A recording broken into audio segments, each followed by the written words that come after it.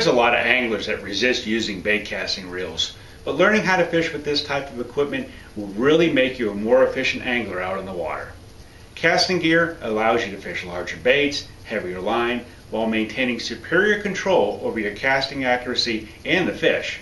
Not to mention, there's countless other applications where casting gear simply outperforms spinning gear. There's a couple common mistakes that a lot of anglers make when they're trying to learn how to fish with one of these reels. The first is adjusting the reel correctly. The second is how they have their wrist and hand controlled. Simply put, you have to do both of these things correctly and you'll be casting like a pro. The cast control knob is the first step in learning how to use a casting reel, and it's always located on the handle side of your reel. When you adjust that knob, it controls how that spool revolves, fast or slow.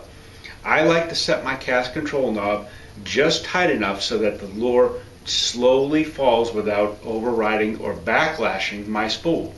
That's the most important thing, or the first step in learning how to use a casting reel. The second step simply is how you have your wrist and hand positioned when you're going to make your cast. Now, an overhand cast is the easiest method to learn with.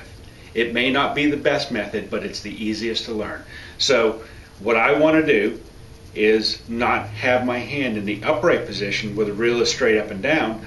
I want to have it to the side.